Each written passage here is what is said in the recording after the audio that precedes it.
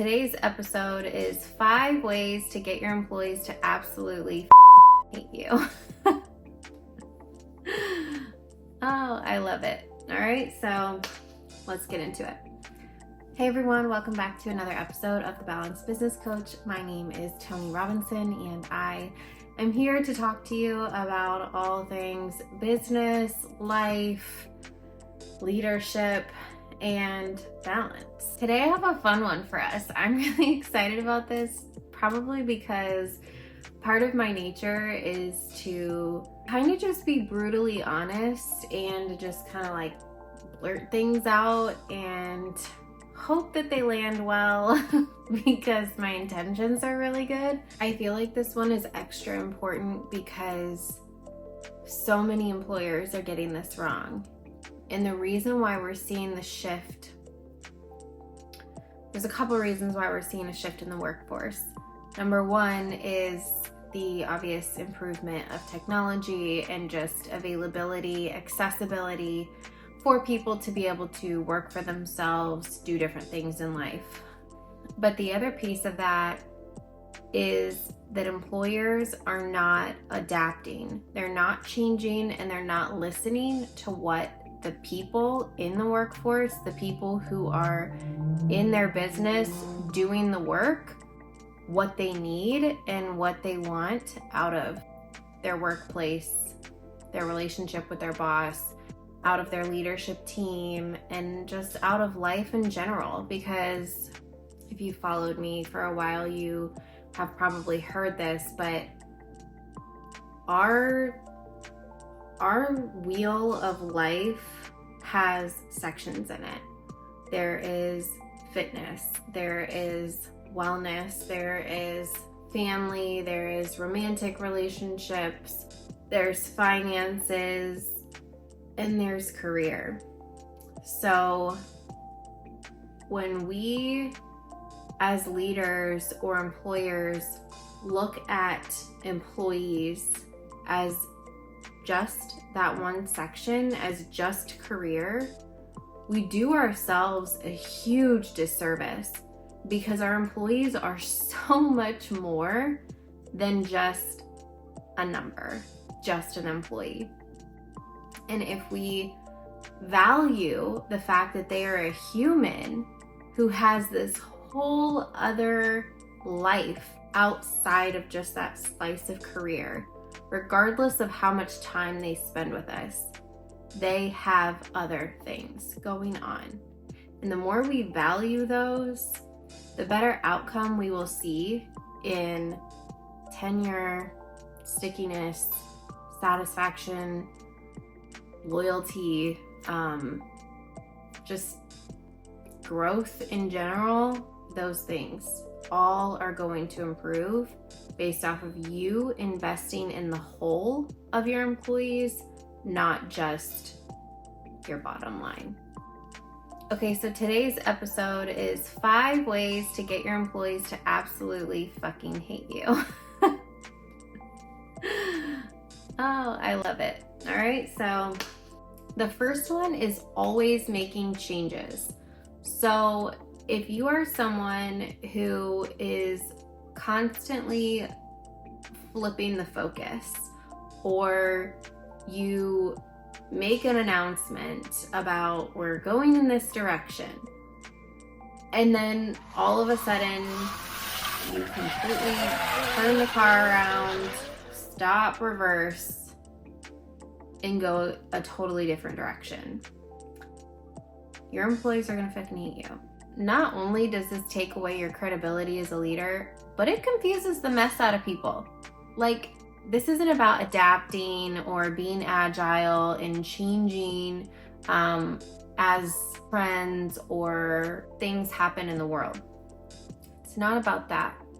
It's about you don't have vision as a leader. And maybe even as a company, you just don't have vision. You don't have something that you are like, that you believe so much that you are willing to like do anything for. That is the reason why you started your business. It is the reason why you wanted to become a leader in the first place. this is not just about business owners, by the way. This is leaders as well. There's a reason why you got to where you are. And if you are the person who is constantly changing your messaging to your team and being inconsistent, then this applies to you too. So it takes away your credibility, and then it confuses your people, and then they just lose respect for you. And it's really unfortunate, because this is one that if you just take a little bit of time to make a decision and to think through the things that you're saying. I know a lot of people in like CEO positions, or like those visionary positions, they have big visions. So sometimes it's not always a lack of vision, but it's that you have so many things going on in your head that you have no focus. And so you just blurt them out without fully thinking things through and deciding, this is the direction that I want to go in with this. Your employees are not like your whiteboard. They are looking to you for a direction.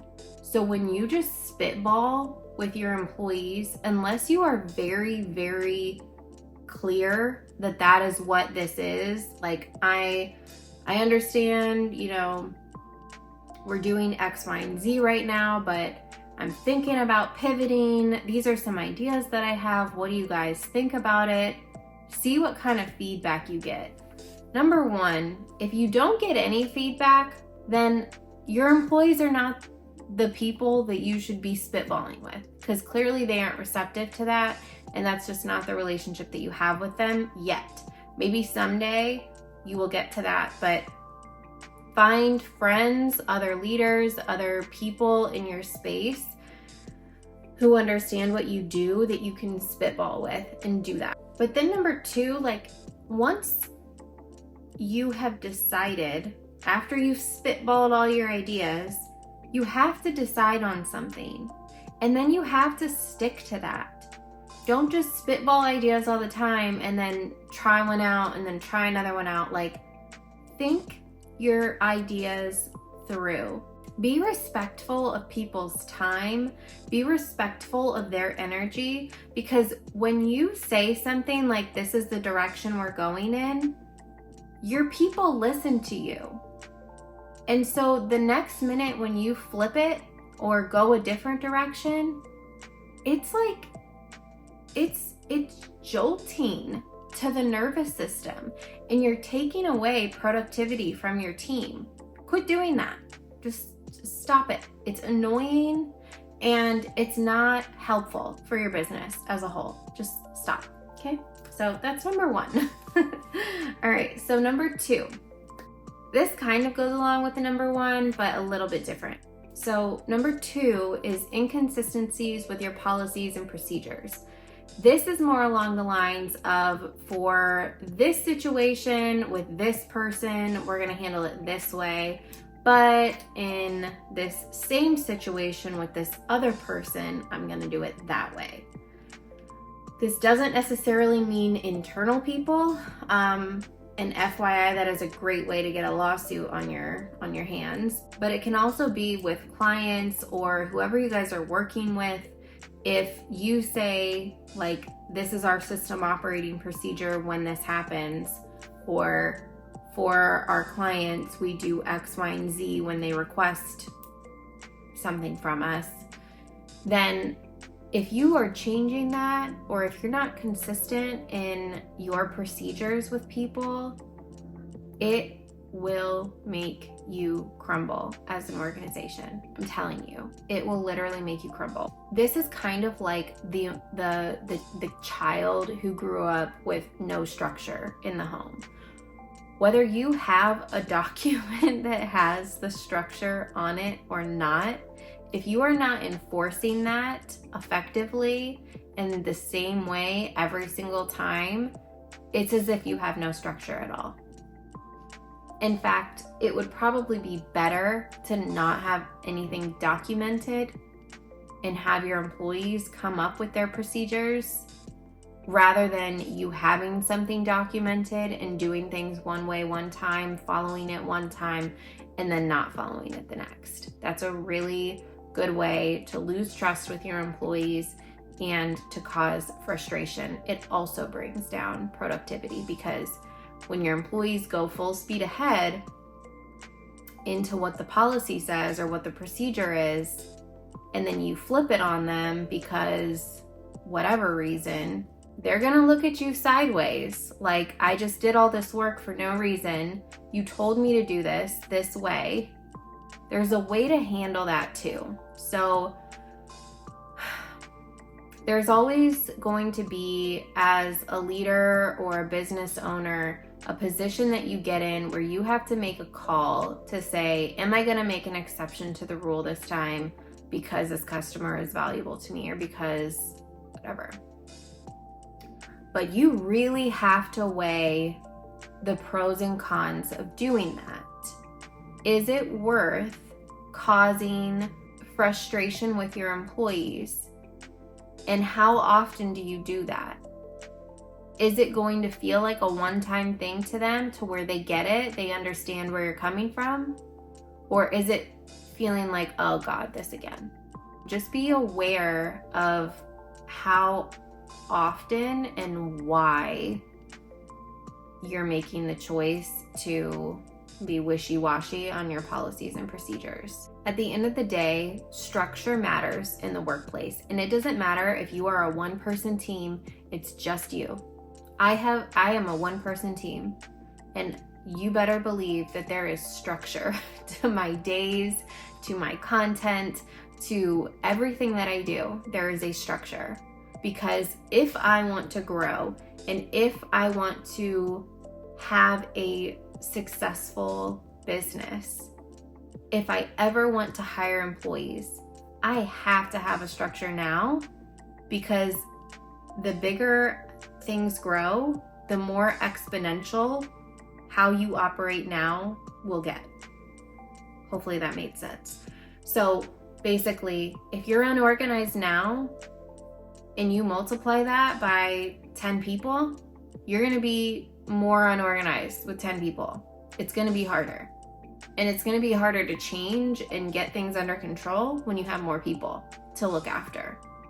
If you are looking to grow your team, or if your organization is growing rapidly, you got to get stuff under control now so that as you grow, it feels smooth. There's always going to be adaptations and changes that we're going to need to make to things. But create a foundation of structure from the beginning so that you don't have to scramble to figure out, oh, what does structure even look like? And starting at square one when you should be at square 50. Hopefully that makes sense. Number 3 is telling employees to follow values that you don't embody. So if you guys have core values at your organization and you as a leader do not value them or do not display them in the workplace, if you display the opposite in the workplace, your employees are going to follow suit. Not only are they going to look at you like a clown because why is this person preaching this, and this, and then they turn around and on the outside of the meeting or when I'm talking to them one-on-one, they don't have a single value in their body that we talked about. This is like the do as I say, not as I do. And I'm sure by now, hopefully, you know better that people don't follow leaders who just say things. Like, people are going to follow your actions, not your words. That's true for children. It's true for teenagers. It's true for adults in the workplace. We have been trained at a very young age to watch behaviors to be able to survive. And that's key to know. When you don't embody the values that you speak about and that your company is supposed to be valuing, your employees see that. Their brain then processes that as, in order to survive at this company, you need to say that you value these things or that these are the core values. But if you actually do them, you won't be accepted. You need to act how everyone else is acting. And if everyone else is acting the opposite of those values, that's how all of the employees are going to end up falling in line. It's a survival tactic. It is literally in our DNA to follow what we see around us. Let's say that communication is like one of your values. It's not enough to say, oh yeah, I need to get better at communicating. No, you as a leader have a responsibility to learn the skill of communicating, whatever that means for you. If that means you have to take courses, if that means you have to do role-playing exercises, whatever it takes, you have to learn how to communicate better if that is your company's core value. You have to. Otherwise, things will crumble. Your team will look at you like you're crazy. Your job as a leader is to set a good example, and that means demonstrating to your employees, do as I do, not do as I say. Okay, how are we feeling so far? Are you guys okay out there? I want you to know that all of this is coming from a place of love. None of this is coming at you I know I probably sound like I'm coming at you, but I'm not coming at you. I get it. I get it. I've lived it. I've literally done all of these things. And it's okay. We're all learning, we're all human, and we're figuring it out. It doesn't make you a bad leader, but it does put you in a position to not be well respected by your direct reports. So let's continue. We've got two more. So number 4 is not hiring or firing fast enough. I love this one because a lot of people in HR that I've worked with, they struggle. Well, it's just the workforce that we're in right now, but they struggle finding good talent and they feel so defeated when things aren't working out with a particular hire. And it's what can we do? How much time can we invest in this person to make it work? And it's look, I know great recruiters. I know great HR directors. I know great hiring managers. I know great CEOs. I know great CFOs. And I also know great liars. You are not a bad recruiter, HR person, hiring manager, blah, blah, blah. You are not bad at your job because you fell for this candidate. It happens all the time in life. People fall for shitty people in love, in friendships, in whatever. It happens in business too. You fall for the wrong person. It's okay. Just get rid of them. Cut them off early. The more time you spend with them, the more money you invest in them, the more you're doing your employees a disservice and your business a disservice. It's just not worth it. It costs a lot to hire somebody in general. The amount of money that it takes to hire and onboard one person is $6,000 on average. So even if you just hire this person, you might have to eat that $6K, but imagine having to eat 30 because you spent all this time trying to fix something that wasn't fixable. It's just not worth it. So number 1, don't spend so much time on hiring because you could spend 100 hours with somebody and as soon as they get in the position, you could still figure out that it's just not a good fit. So trust your instincts, hire quickly, try it out, and then if it doesn't work, fire faster. It's fine. We need to get comfortable with letting people go when it's not for the best of the entire organization. You need to care more about your employees than you care about your ego. If you made a bad hire, so what? All you have to do, if your employees are seeing people like come and go, all you have to do is explain to them that you're looking to build the best culture within the organization, and you will stop at nothing to make sure that that person who's in the new position is an absolute fit for everybody else in the organization already.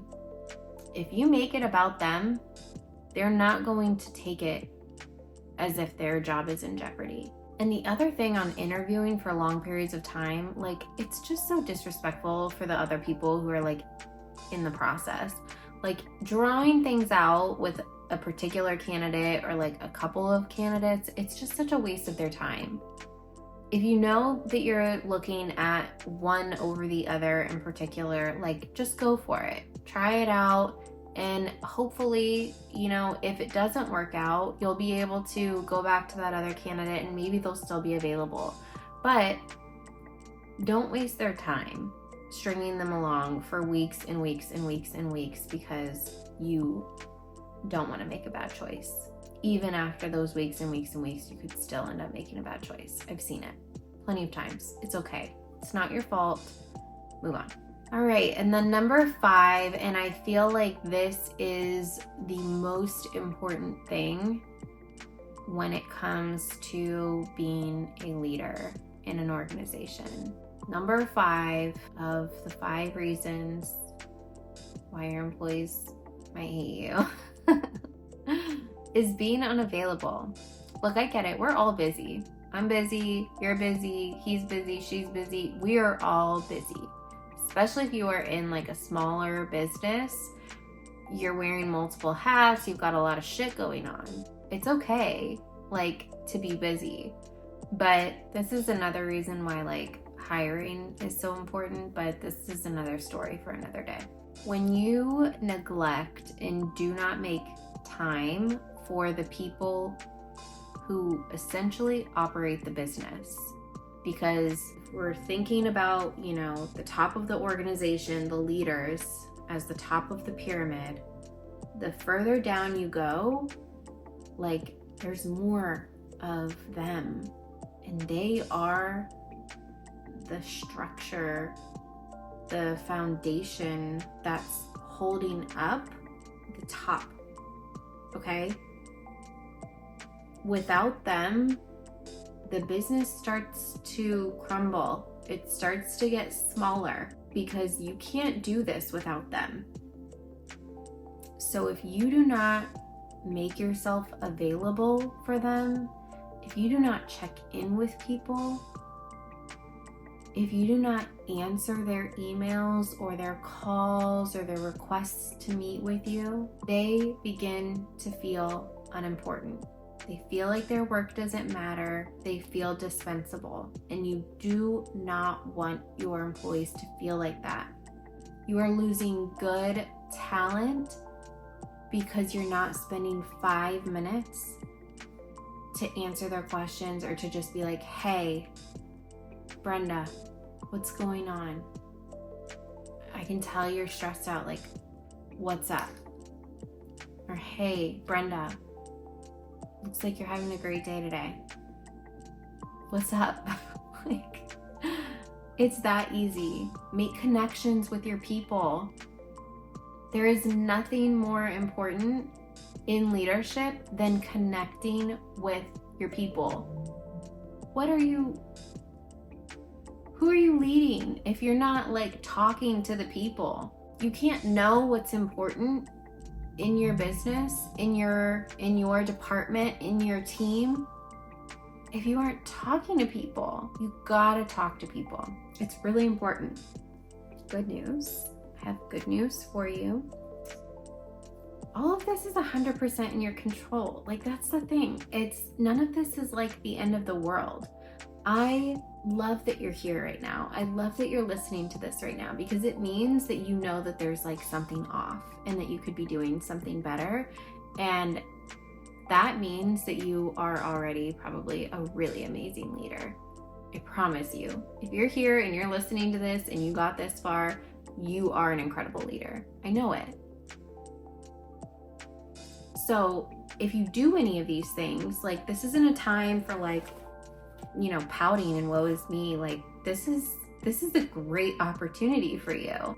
This is like keys to the castle. Like, yes, now I have the path and the roadmap and the option to like change the trajectory of this. So if you or your leadership team struggles with this, like, hey, I'm here. I would absolutely love to help you. This is what I do. This is why I do what I do. Because there are so many great leaders in the workplace who just don't know how or what to tweak or how to change and get things to a better place. And I am here to help you do that. 100% would love to support you through that. Send me an email, shoot me a DM. I'm here. My website is balancedbusinesscoach.com. My email is tony@balancedbusinesscoach.com. I'm at Balanced Business Coach on Instagram, Threads, all the places. Just connect with me. Like, let's have a conversation. I'm happy to have a discovery call with you to kind of see what's going on, what you want to change. Like, let's do this. You've got so much more influence over your employees than you even realize. Do something amazing with it. Like, let's create a shift in the organization. You have the ability to change the trajectory of the entire organization, just you alone. So if you're up for it, let me know. If you have like questions, drop them in the comments. I would absolutely love to hear from you guys. And if this was helpful, or you feel like anyone in your organization or in your circle would benefit from this, I would just absolutely love if you would share this episode with someone who would be impacted by it. Thank you so much for listening. I really appreciate you being here. I love you, and I will see you next time.